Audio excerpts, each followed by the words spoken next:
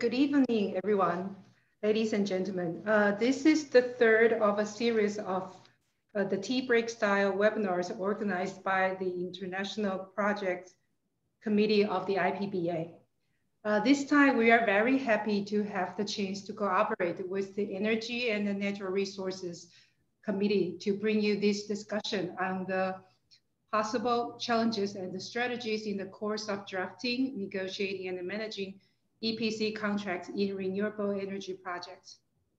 Today, we have three speakers who will not only give us the overview of EPC contract, but also will also share their views from industry as well as dispute resolution perspectives. I'm the moderator for today's discussion, Miranda Liu. I'm currently the vice chair of the ICP committee. And also a partner from Stellux Law Firm, which is the law firm based in Taipei, Taiwan. I have been advising clients in renewable energy industry for years. So I'm also very excited to hear the valuable experiences to be shared by our speakers today. So before moving to our discussion, I would like to invite the president of IPBA, Mr. Li Jiqiang, to give the opening remarks on behalf of IPBA. Mr. Dear distinguished colleagues and guests, I thank IPBA officers for organizing this timely seminar, taking place under the devastating impact brought up by COVID-19 pandemic. I do appreciate the joint efforts and collaborations from all our members and officers working for IPBA during such a difficult time. And engineering, procurement and construction EPC agreement provides a contractual framework whereby a contractor agrees to energy, procure and construct a specific structure. It is often referred to as a turnkey agreement, since it requires the sponsor or project company to simply turn a key to commence operations of the constructed facility. The development of a renewable energy project requires, among a range of factors, engineers to design the facility, state-of-the-art equipment, and a reliable construction firm to implement the project. A key factor in a renewable energy project's long-term success is devising an appropriate contractual framework to construct the facilities. This is a particularly important consideration, given the scale of many renewable energy projects and the financial sums at stake. From a project sponsor's perspective, a main benefit of having an EPC agreement in place is that it provides a single point of contact and responsibility for the development of a particular project. For a project company, this avoids both the logistic confusing of coordinating among separate design and construction firms, as well as the necessity to allocate risk among various parties in terms of delayed or defective performance.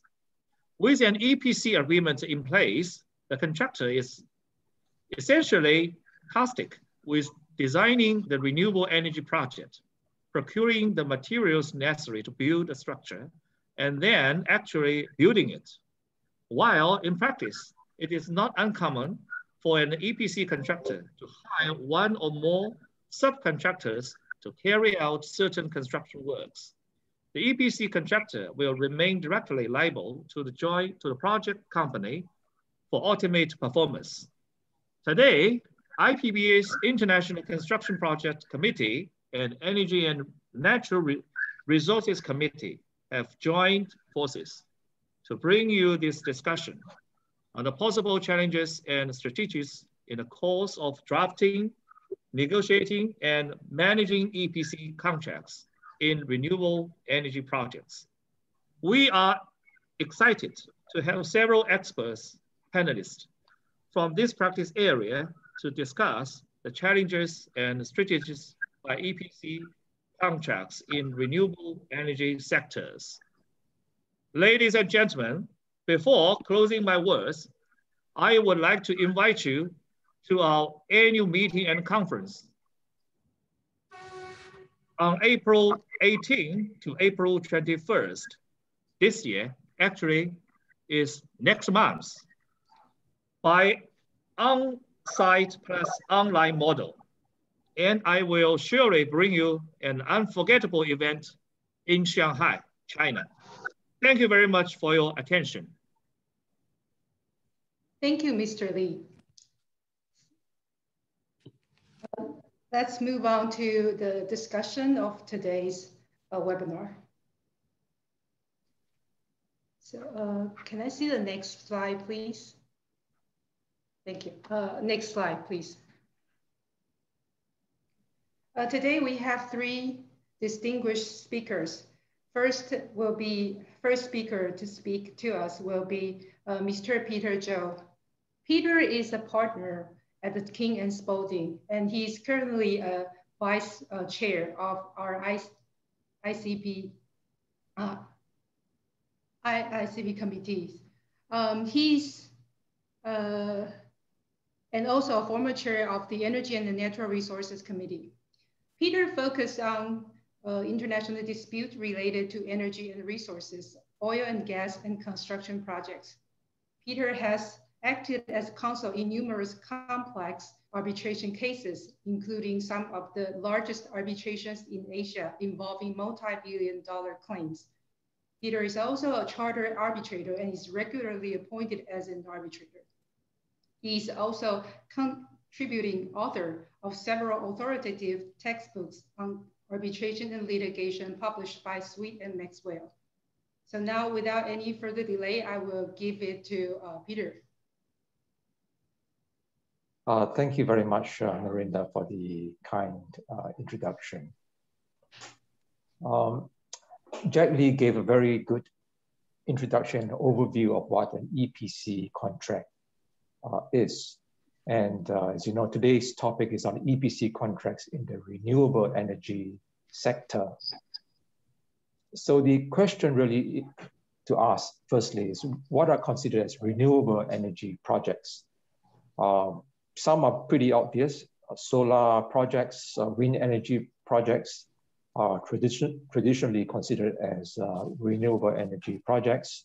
Hydro power stations as well.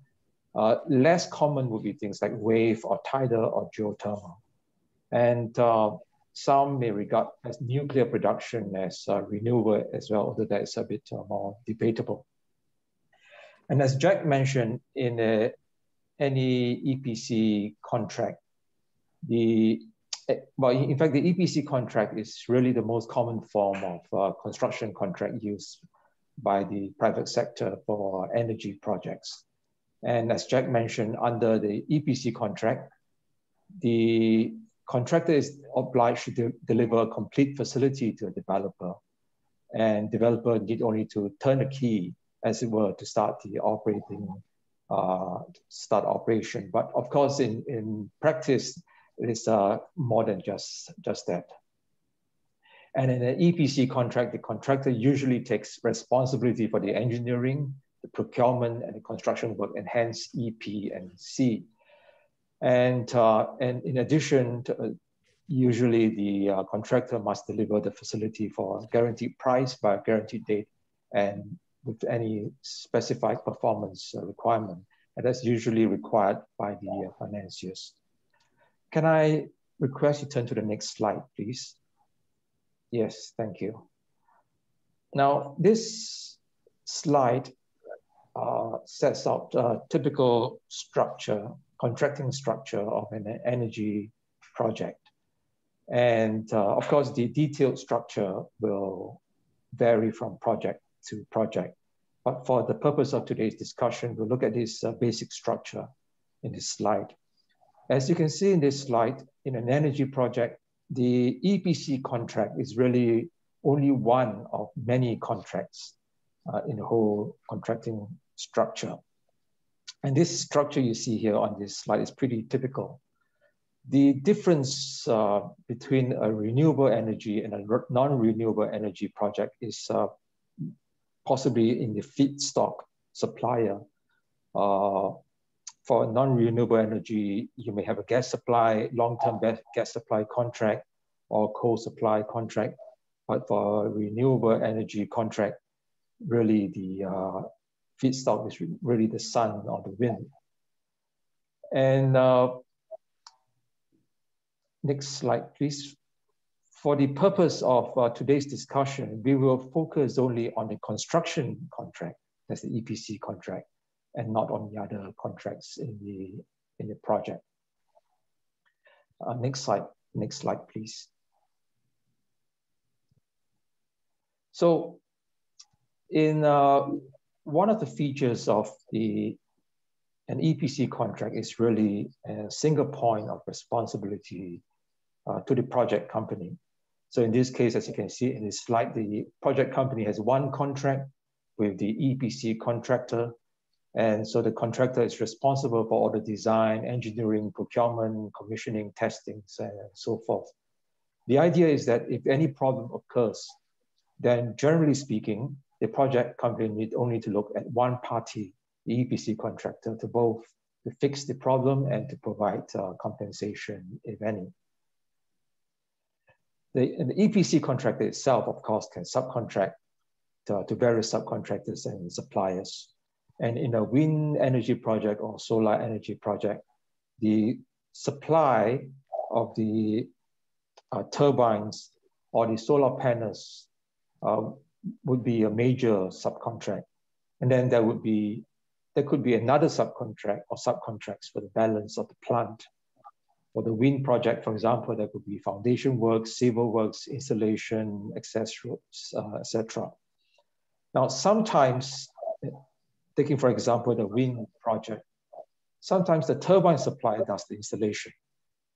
So it becomes a supply and installation contract instead of just a supply contract, as you see here. Or sometimes the supplier of the turbines may want to take on the role of the EPC contractor. So if that's the case, then the EPC contract is really the supplier of the turbines, then will subcontract the balance of plant to the other subcontractors.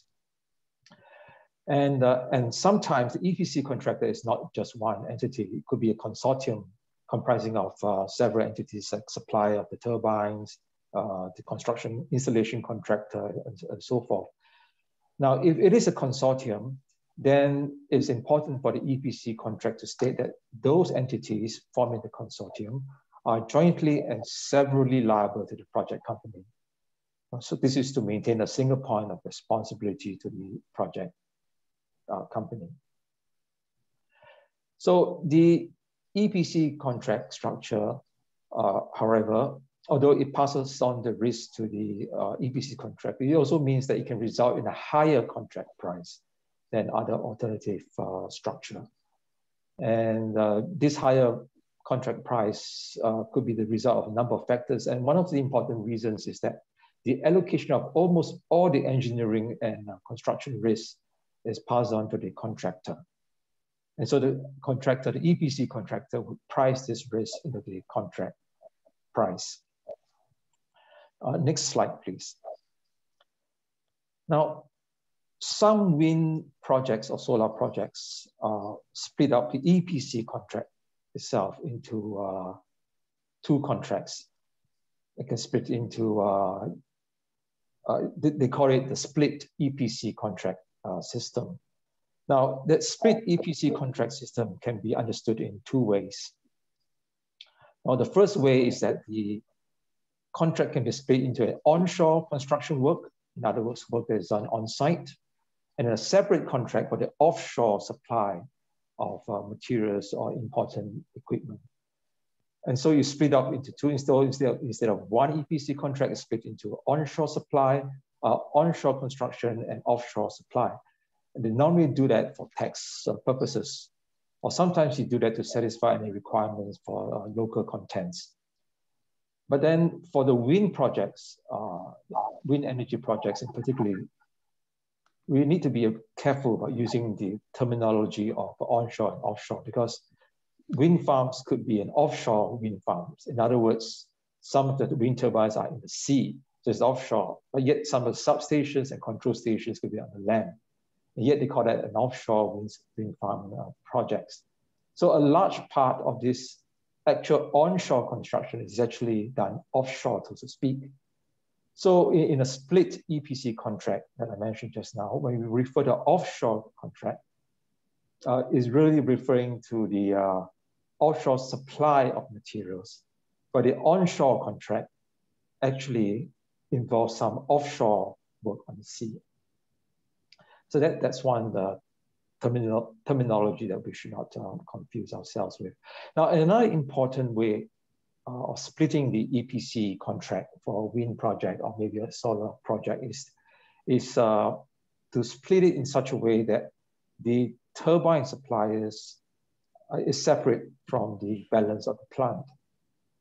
Because in some cases, the manufacturer of the turbines in a wind project or the supplier of the solar panel may want to be the developer themselves, or they want to invest in the project company. So in this case, then it will look like the next slide. Yes. So in this case, the supply of the solar panels will therefore comes through the project company to the contractor, or the balance of the plant contractor, as seen in this slide.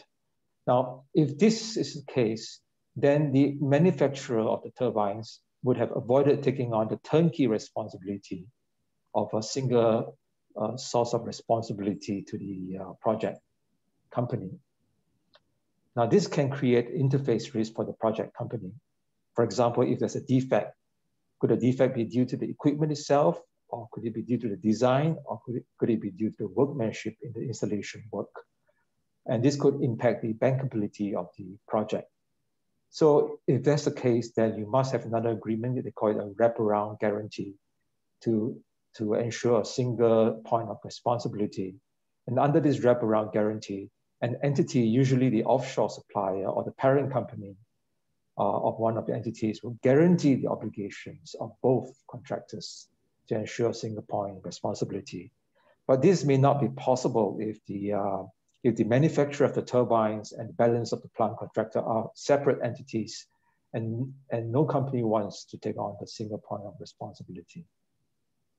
So this is an EPC contracting structure. There are various risks. Next slide, please. The next slide sets out some of the key risks involved in an EPC contract, and how these risks are taken into account in the contracts and how they're allocated could affect the bankability of the project. So a properly negotiated and drafted EPC contract is important to make the project bankable. For example, usually the bank will require a fixed completion date, fixed completion price, and guaranteed performance. And these risks are usually passed on by the project company to the EPC contractor. Now, we will not have time today to go through all these risks that I've mentioned over here. Maybe I might have 1 or 2 minutes. I might just pick up 1 or 2 examples, just explain what I mean.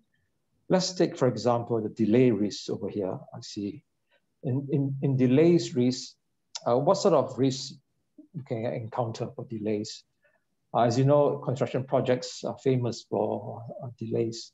And for hydroelectric projects or onshore wind farms, for example, they are usually built in a remote area where access to site is an issue. The access road might pass through rural areas, remote villages, and there could be issues in the acquisition of land for placing the towers or lease of the land during the construction process. Some years back, I was involved in a hydro project in a remote area in the Philippines. And the local villagers planted a banana tree right in the middle of the access road. And the tree is really symbolic because the contractor could have easily bulldozed it down. Now, but if it had done so, there would have been no end of harassment on the project and possibly gunfights as well. So what happened was that the project company and the contractor negotiated with the locals to see how to get them out of this issue. And you find that in these projects in remote areas, some of the locals may see this as an opportunity to lift them out of poverty, so they may play a hardball in the negotiations. Or some of the locals may simply oppose the presence of wind towers and turbines on the land. And all these can lead to delays from the start of the project. And well, what I did learn from that project is that we had a very good negotiator on our side who knew the local situation very well. And what I learned was that it's important to bring a head when you go for these negotiations. Why a head? Because at the correct timing, at the right moment when the negotiations becomes very difficult, he will start reaching out for his head, signaling that he's about to walk out of the negotiation. But he didn't really want to walk out. He just wanted to signal he's walking out by reaching for the head. And of course, the locals caved in after that. So that's one important tips of negotiating with locals, bring a head along. And of course, during the course of the project itself, there could be many risks, could be many areas. One possibility is, for example, unknown geology, difficult ground conditions. And usually the project company might want to pass this on to the EPC contractor. But the problem with this is that sometimes the contractor has very little time during the tender stage, for example, to do soil investigations. So your price is in the price. So the project company itself may be in a better position to bear these site condition risks and undertake the geotechnical survey itself. Or alternatively, some project company says, look, I want to price for it because I have at least a fixed cap to it and to limit my exposure, and I price it on it. So this is just one example on how risks are considered, risks are allocated between the project company and the EPC contractors. And there are other risk exclusion clauses and others, but I think my time is out and is up, and I think I'd like to pass on the time to the next speaker. Thank you.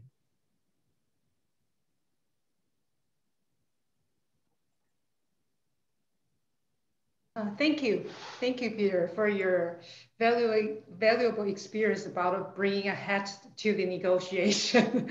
I think it might be very helpful for Dr. O when they have to negotiate with the local fishermen in our offshore wind project. So I'll move on to Dr. O. Dr. O is our second speaker. He is the General Counsel of CI Wind Power Development Taiwan. It's a part of a group entities of Copenhagen Infrastructure Partners, also known as CIP. So before Dr.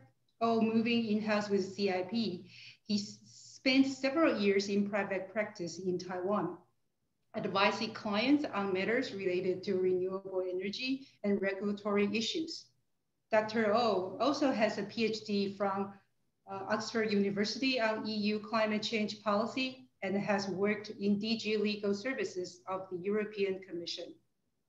So we are very excited to have Dr. O sharing his experience in the offshore wind farm industry. So let me give it to Dr. O now. Dr. O, please. Thanks, Miranda, for the kind introduction. And also thanks, Peter, for setting up the scene. I think that also helped me to explain a lot of things I'm trying to say in the next few minutes. Next slide, please. So I haven't thought about bringing a hat to the negotiation, but maybe I will do that next time when I go down to the negotiating with the fishermen. But just saying a bit about what we are doing in CIP and what my focus will be. So CIP is a fund manager, and we are specializing in renewable energy investment across the world. That includes solar, onshore, offshore wind, biomass, and we have around 8 billion euro under our management across different funds. And in Taiwan, we are specialized, focusing mainly on offshore winds, and we have 2 projects currently under construction. One is almost reaching financial close. The other is currently in construction phase. So next slide, please. So my focus today, and I want to share a bit more, zooming in on offshore wind, and from the point of view as a developer and as an owner of the projects, and seeing what is happening here in Taiwan in relation to offshore wind EPC contracts. And one of the key area, and that applies, I think, to all offshore wind projects around the world, that is this multi-contracting structure that is in the offshore wind industry. And what Peter was setting out saying about the EPC contract, and what actually Mr. Lee in the opening remark talked about EPC as a turnkey solution, it actually doesn't exist just yet as a commercial solution for offshore wind industry. So most of the time, what we see in the offshore wind projects, the sponsor and the owner, how are they going to build the projects? They will need to take the EPC contractor in-house, and oftentimes that is resulted in either from 2 contracts to can be as many as 10 contracts. So meaning the owner, the employer would directly manage these contracts. And for example, in our project, it's around 8 contracts, right? So you have 8 packages. For example, the turbine supply, turbine installation, and cable, and also the foundation, et cetera, et cetera. And one of the key issues is obviously the interface risk of these contracts. And I think Peter also shared a bit about how delays can happen, how you can allocate these risks and spot these interfaces. I think how to manage interfaces, there are basically 2 dimensions. One is obviously the legal part, how you design the contract to turn of each of your package to have proper back-to-back mechanism to set the LDs in the correct way so that commercially it aligns with each other. However, most of the time, your contractual term with each of the package and the contractor wouldn't be perfect. So I think what is more interesting is how you manage that, I would say, beyond the contract, right? So there's a non-legal, in a sense, non-legal dimension of managing these interface risks. And that is you have a very clear overview about what is happening everywhere, and you monitor all the floats and making sure there is no gap. Obviously, that sounds very logical, but in practice, it's very difficult to manage that. And I think one key dimension of achieving that management, which is not very often being mentioned, is transparency. So as the owner, you actually don't know always what a contractor is doing. Obviously, in the contract, you always have reporting obligations for the contractor to have weekly, monthly, whatsoever reporting, and you will have client reps on the site. However, how from a contract management point of view, to get information out of the contractor is super important, and it's more important because we're managing so many contracts. What a contractor might not be telling you, maybe it's not so important for that contract, for that package, but it's actually very important for you to make a decision on what are you going to do with other packages. So that dimension, and obviously you want to make that decision without the contractor being aware of that, because you may have some leverage in terms of the commercial negotiation if you want some variation in the contract. So it goes down to a bit of a people skill on each package and each contract manager to try to get a good information out of each package so that the EPC team from the owner can make a holistic commercial decision on how to manage the whole construction program.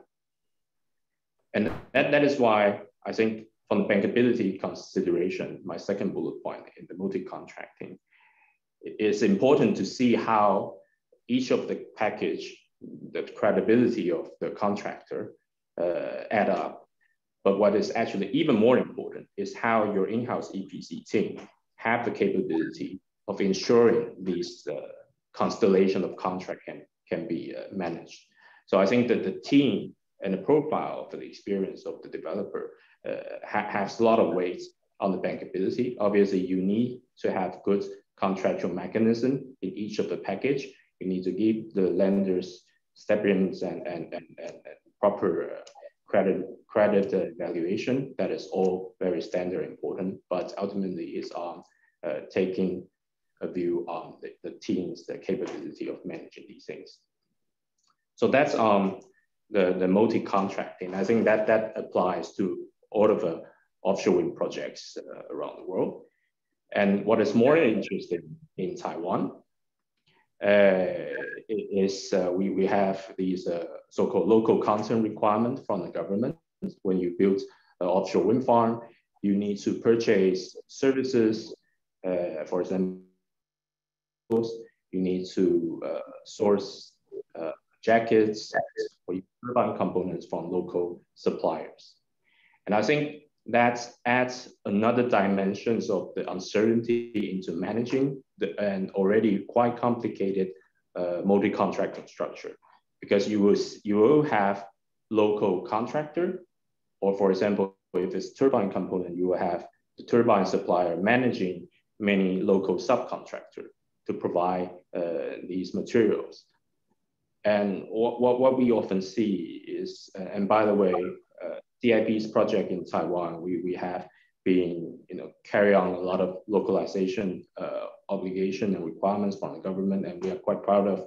We have achieved a high degree of localization.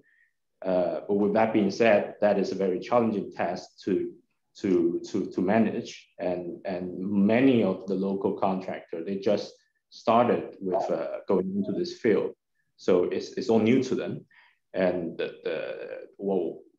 the commercial term that may be standard in the international field may not be that standard for the local subcontractor. So when that is being taken into account, the whole constellation of the contracting, the back-to-back mechanisms may not work that perfectly, and that there will be a lot of commercial decisions need to be made in order to allow the project to move forward, in order to allow we to sign contracts with the local suppliers. And that is an important dimension. And then what adds a further level of complexity is, I think in relation to the government, the requirements of the local content or the localization requirement in itself is a bit unclear. So that also creates uncertainties. And what we are facing a lot of the time is you need to negotiate with the government on exactly what we are doing. You also need to negotiate with the suppliers on what they can support, right? And obviously, the suppliers will also lobby to the government on what they want to see in terms of business opportunity. So it's a very complex and a bit politicized activity, but I think we have been dealing with this in the past 2 years. Is actually quite interesting to see how these things being developed. And with all that being said, I think one key element is that because of this local content requirements and handling new local supplier, there are a lot of entrepreneurial risk happening, and we need to take that into account and to appreciate that the local suppliers are also doing their best in terms of stepping into this new industry. And I think this is for Taiwan, but probably very likely also applicable to many other jurisdictions, especially in Asia, trying to promote offshore wind. I can see local content as a trend in the industry, actually. And it actually makes sense in the sense that because most of these components are quite large, and you are basically trading off your logistic cost by doing things locally. So we can see that as a trend. And how to manage that across different jurisdictions, it will become an art for the lawyers and the procurement people. And then I want to share a few more interesting points on developing and building offshore wind farm in Taiwan. And I talk about entrepreneurial risk for the local subcontractor or suppliers. And I think it's also interesting to hear Peter was sharing about access to project, how that could be challenging. And I think that's also a bit similar to what we are seeing in Taiwan in terms of infrastructure and the whole logistics. It is some of the infrastructure is just not yet there. For example, when you when you assembly the turbine, you need everything in place with special equipment and special harbor.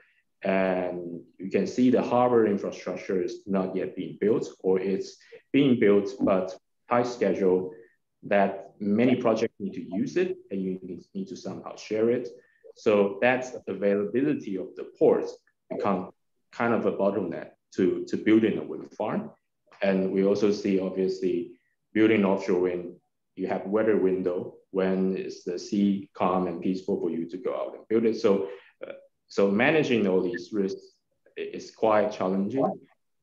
And also there are other manufacturer facility that needs to be built. So it's not yet just, the whole industry is not yet there, and a lot of facility needs to be built before we can start manufacturing, right? So I think when taking into account, the entrepreneurial risk is part of how the contractor manage these things and how you can have a realistic expectation of their deliverable and their potential delay, and how you already factor that into your whole contract structure. And one last point I want to mention, and I know many of us have talked about COVID and all that, but all these complications will obviously be further enhanced by COVID. But I think one interesting dimension is, because of all these kind of uncertainties, there are oftentimes some delay. Obviously, if the delay happens before COVID, it shouldn't be affected by force majeure clause. However, that's obviously theoretically correct, but sometimes, most of the time, it's difficult to differentiate the two. And what we are seeing most impacted, obviously in Taiwan, we are not that impacted by COVID itself, but we see government measure, import, on travel bans and all that, and quarantine, that has an impact on many of your schedule. And that itself will become a regulatory change. So from the contract point of view, is that a force majeure? Is that a change of law? It's a very interesting discussion. And most of the time you will see easier discussion on change of law, because there is new regulation, new measures surrounding COVID. And that is quite clear cut comparing to whether your work is impacted by force majeure or COVID. So that is a special risk. Obviously, we have more understanding about COVID. I think that the contract now wouldn't have these, wouldn't be really impacted. You have allocated the risk in the contract already, but we will continue to see how these develop in the coming years. So these are the few points I want to share, and I'm looking forward to further Q&As and discussion with other speakers. Thank you. Thank you, Dr. O, for your kind sharing. So we will now move to our last but not the least speaker, Dr. Minaj Kumar. And after Kumar's, Dr. Kumar's sharing, we will move on to our Q&A session, when we will have our panelists to answer the questions from the audience. So Dr. Minaj Kumar is the founder and the managing partner of Hammurabi and Solomon Partners. He's also now a vice chair of the Energy and Natural Resources Committee. He is also a vice president of the Society of Indian Law Firms, a vice president of the Society of Construction Law UK, India, and also a visiting fellow with Asia's top-ranking think tank, Observer Research Foundation. Dr. Kumar was conferred the prestigious Mahatma Gandhi Statement at the House of Lords, London. He's a top-tier name in energy, environmental law, construction law, natural resources, conflict management, and alternate dispute resolution, mediation, and policy regulation space. Let's welcome Dr. Kumar. Thank you so much, Mirinda, for a rather elaborate introduction. Thank you so much. And of course, I'm glad to take this last few minutes of the discussion forward after a very wide outline by Peter. And of course, Dr. O bringing in the perspective of the developer on some of the key challenges in the renewable energy project development phase. I want to discuss aspects of, after Peter and Dr. O, aspects of the dispute side on the EPC disputes, particularly focusing on computation of damages. And from the international or the global ecosystem perspective, we of course are very familiar with certain formulas, particularly in areas where either there is no clear liquidated damages or predetermined damages prescribed in the EPC contract, or alternately some elements of the breach are beyond what is already covered in the liquidated damages, and therefore are also capable at times of incapable of trying to establish the actual quantum of the damages based on documentation. So we are aware largely from the discussion here we had, and of course the scope of the EPC contract, that in case of a breach, the kind of damages that usually throw up for assessing and making a claim, loss of profits, loss of opportunity, expenditures and overheads, and of course certain other damages which are incapable of quantification documentarily. What I'm trying to do is to discuss the Indian law perspective, trying to give you a flavor, firstly on where does the Indian legal ecosystem stand on honoring and applying the formulas which are commonplace elsewhere as well. And of course, secondly, what is the prescription in case you are a part of an arbitration proceedings from the developer or the owner perspective, or from the equipment, the engineer perspective. What is the prescription for a valid arbitration award to be able to be enforceable in India? And of course, the converse is what defense is. So I would like to start with the Indian law on the issue, which is the basic point. The Indian law is in section 37 of the Indian Contract Act, which is the foundation of contract principles, which would also govern EPC contracts. Section 37 says that every person to a contract must perform or offer to perform his obligations unless they are discharged of the obligations. So therefore, in case there is a breach, the consequences that follow in India are two. One is specific relief, which is under a statutory law called Specific Performance Act, a Specific Relief Act for specific performance. That is an area where the right is still capable, or the breach is still capable of being rectified, and therefore one can initiate action in a time-bound manner to compel the defaulting party to perform the obligations. However, we are looking at the other aspect of the relief, which is damages, for our discussion purposes here today.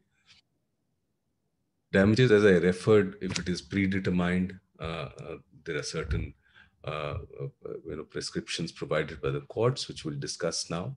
And in case they are not predetermined, the court has its own prescription on how to apply the formulas.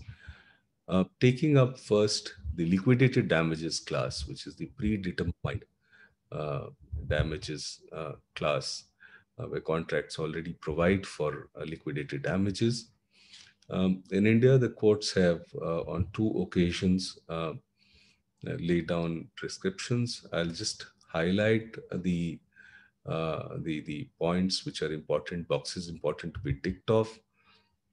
Firstly, that even if there is an agreement on a quantified pre-estimated liquidated damages, the arbitration tribunal should actually, as per the Indian court's directions, the arbitration tribunal should go into whether the estimate itself was a genuine estimate of the breach and the consequences of breach.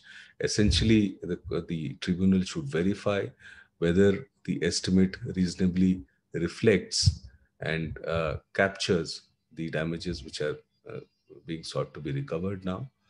If not, then if it exceeds, if it's an over, the contract provides for a much higher value than actually what loss has been suffered, then the tribunal is not bound to allow the entire liquidated damages as a claim in totality. And therefore the tribunal, and failing the tribunal in the courts, would be entitled to interfere and only allow reasonable damages, damages which are reasonable to cover the losses suffered, however not exceeding the overall liquidated damages. And of course, in another ruling of the Supreme Court in Steel Authority of India, the court carved out one more exception, is that the tribunal should verify whether indeed the liquidated damages captures all classes of breaches, and therefore apply that test at the time there is an arbitration proceedings seeking recovery of damages on the basis of a LD clause or liquidated damages clause. The tribunal should pause and check whether all the breaches, alleged breaches in that particular dispute, are covered in the liquidated damages or not. If not, as in that particular case that we're talking about, in case it is not so covered, the tribunal would be within its powers to go beyond the liquidated damages and to verify an appropriate compensation. Before we move on to the aspects of the court's views on the formulas, why we are talking about judicial pronouncements, under Indian law, as much as most jurisdictions elsewhere, once an award is passed, which is required to be enforced in India, it has to go through the judicial system, and the award has to be passed before us, applied before a civil court to be converted into a decree. And at that point in time, the affected party or the party who has suffered from the award is also entitled to challenge the award. And therefore, the moment the judicial process sinks in, we have the complete process of appellate jurisdiction under the judicial system right up to the Supreme Court, from the original court to the High Court, which is the provincial court in India, and then the Supreme Court. And therefore, it is very critical for any of the owners, stroke developers, or contractors operating in India or having a case where the award would need to be enforced in India to be falling within the prescription of what viewed with respect to application of the. On the non-determined class or non-LD class of claims, stroke damages, when it comes to computation of loss of profits, loss of opportunity, overheads, etc. In 2006, we had a very landmark judgment. We had earlier decisions as well, off and on, but this was the judgment which was very elaborate and covered all the aspects and all different kinds of formulas in discussion at that point in time.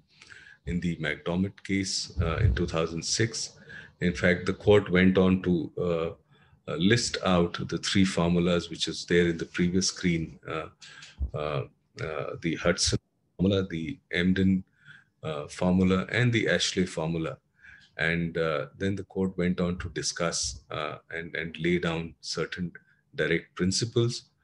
And there are three primary observations that the court made, which is relevant for our discussion today. Use of formulas is neither prohibited nor is it inconsistent with the Indian law, and therefore it paved the way for all arbitration tribunals and all civil courts and high courts dealing with disputes where awards where formulas had been used, they were under challenge. It paved the way for the use of formulae to be accepted and recognized by the judicial system in India. The second important observation of the court was that the choice of which formula to use is a matter within the domain of the arbitration tribunal. And of course, thirdly, that the determination of quantum of the loss and therefore the damages to be awarded, which is done by the arbitration tribunal, is something again within the domain of the tribunal. And the courts should not interfere in this entire process of selection of a formula, application of a formula, and quantification of losses leading to award of damages. We had another judgment of the same year of another high court, which extended the scope of an ambit of this judgment, although it is by a lower court, it's from the provincial court. But what they expanded was that even if the arbitration tribunal had multiple plausible estimates, if they had to choose between one possible estimate of a loss versus another possible estimate of a loss, such choice was within the domain of the arbitral tribunal, and therefore the tribunal was free to decide which possible estimate to pick. The other observation here was that the reasonableness, the reasons applied and how reasonable were the reasons and the logic applied by the tribunal, and also the evaluation of evidence, the quality of evidence, the quality of evaluation. These issues were completely within the domain of the arbitral tribunal, and the courts should not interfere. So we see simplification and of the recognition and enforcement of awards during this phase. And of course, there was one other judgment in 2009, which reinforced the Supreme Court earlier view that choice and use of a formula, be it Hudson, Emden, Ashley, or any other formula, by an arbitration tribunal cannot be interfered by the courts. That brings us to the last decade that we have behind us. We've seen a little refinement of the position of the courts, which is usually how the law evolves. And in 2013, we had the Bombay High Court and SR projects. They came in to bring in another test, essentially saying that a formula can be used or selected only if there is direct evidence of loss. So if in the absence of an evidence of loss by the claimant, the tribunal is not at liberty to select a formula for measuring that very loss for which there is no supporting evidence. And therefore, the tribunal cannot go to the extent of deducing damages based on a non-existent loss, which has not been clearly set out.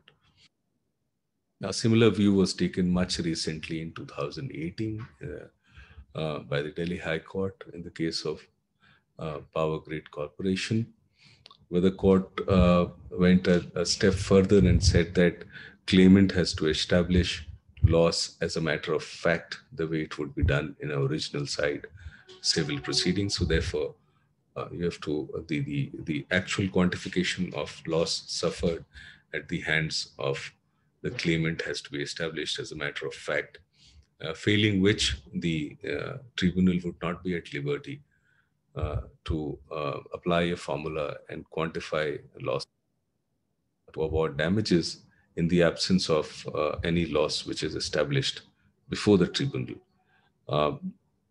Essentially, therefore, if we have to summarize the prescription of the Indian courts on testing the validity of awards, where formulas are used for quantification of losses and award of damages, three primary issues come about.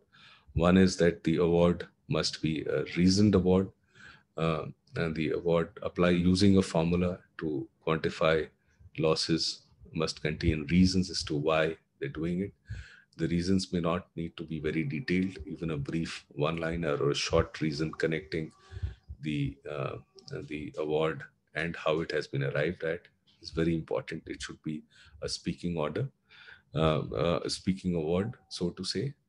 And therefore, the other test is with respect to the breach, that a breach which is alleged must be accompanied by an actual loss, and evidence establishing such loss should be produced before the tribunal by the claimant. And of course, the third and the last test here is that the formula used by the tribunal must be based on the facts and the evidence which is brought by the claimant, and not going beyond such facts and evidence which is brought before the tribunal.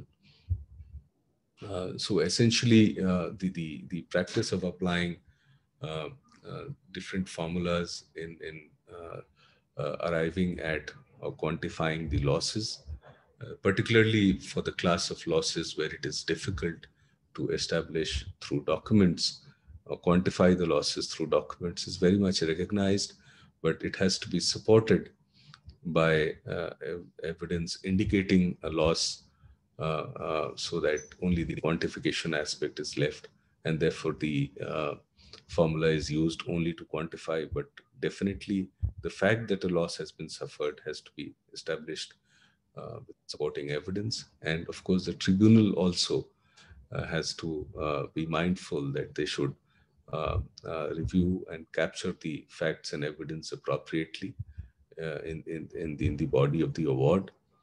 And the final selection of the formula and the process for arriving at the loss based on which the damages are awarded should have a thread connecting itself right from the claim and the facts and evidence brought in by the claimant, and therefore the analysis arbitration tribunal, and therefore the formula being applied after a due application of reason.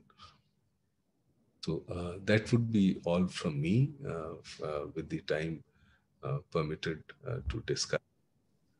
Of course, we're open to questions online or offline. Thank you so much. Over to you, Mirinda. Thank you, Dr. Kumar.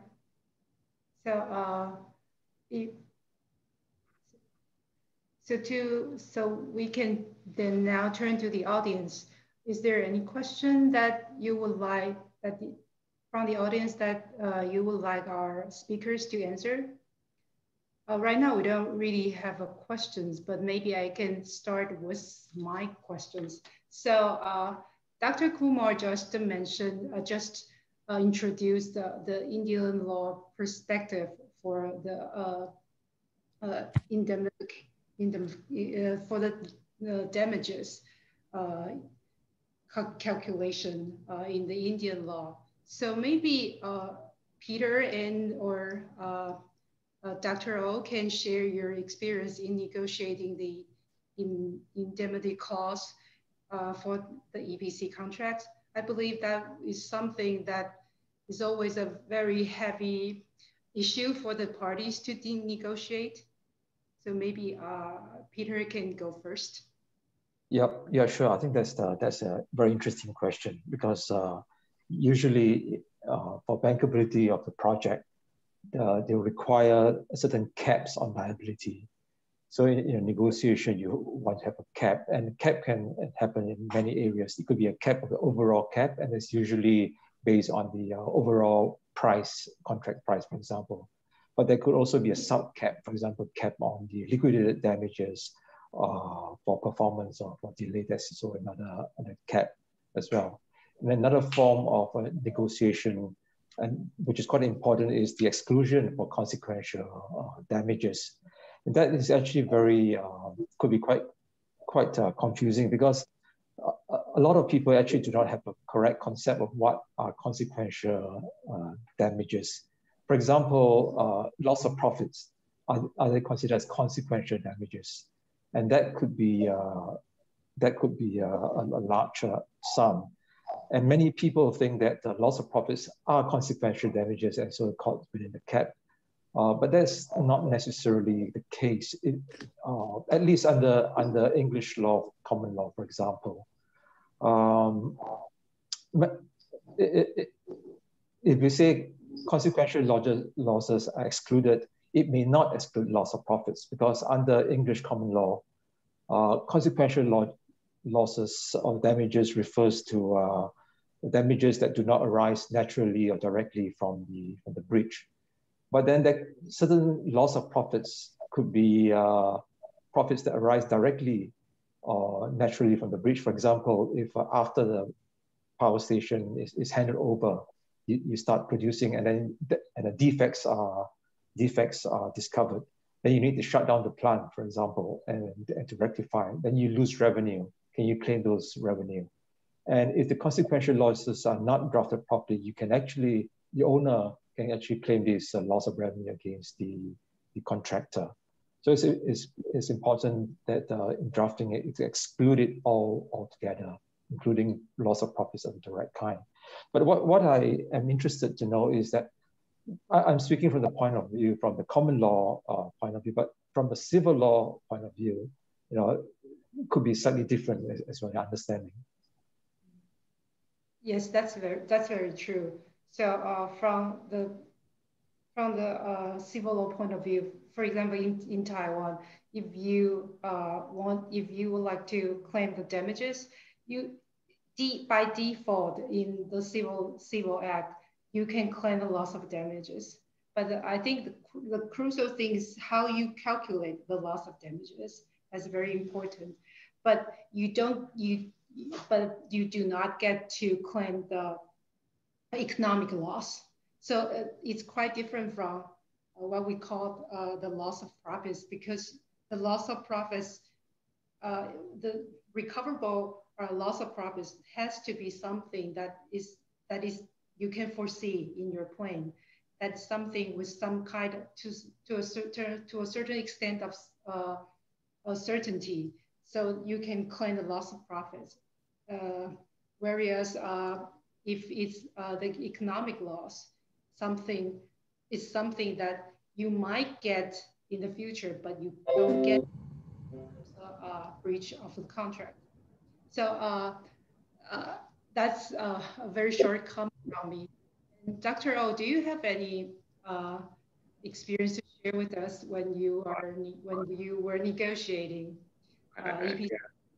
I think that's a very interesting comments and questions altogether, because indeed the common law perspective of how these things should be managed and kept may not necessarily be the same when you're operating in the Taiwan law context or the civil law context. And I think in one particular area, for example, when you have, I mentioned about the infrastructure, right? For example, when we are leasing a piece of land for the harbor facility with the government, that's obviously a Taiwan law contract, and you actually have no cap there in terms of liability if you delay it, or if actually the government's delayed giving you a land as well. So there's no cap of liability in that contract. But when you flip that around in terms of how you are with that lease in mind, how you manage that with your turbine supplier, and you have a very different, interesting discussion, because and you are negotiating the Singapore law contract with your turbine supplier on how to use that piece of land. But then you have a Taiwan law contract with the government with no liability cap. How do you take the view about when there are damages happening and how to manage the thing? Actually, I think we as owner, we need to take that view, right? Because we are on the ground operating that lease and then handed it over to our turbine supplier and installation service provider. So I think that is an interesting dimension. And another dimension is about the amount of LDs we will negotiate. And I talk about local suppliers, and they are taking entrepreneurial risk. The result of that is they tend not to accept very high LD, and the add up of that will lead to the supplier in between feeling uncomfortable and added that to eventually a pricing. So you see all these in operation, and I think one issue is indeed how damages and these consequential loss, the broader concept of damages are understood in different jurisdictions, and maybe theoretically it's not that different, but commercially people are looking at it in a different way, and you need to have breakthrough when you are negotiating a contract. That is a difficult part, and you need some lawyers to give opinions on managing theoretical things that eventually many parties are debating on. I think that's, based on my experience, a very difficult issue to manage, but that's where the lawyers add value to the commercial discussion. Yeah. Thank you, Dr. O. How about Dr. Kumar? Do you have anything to share with us?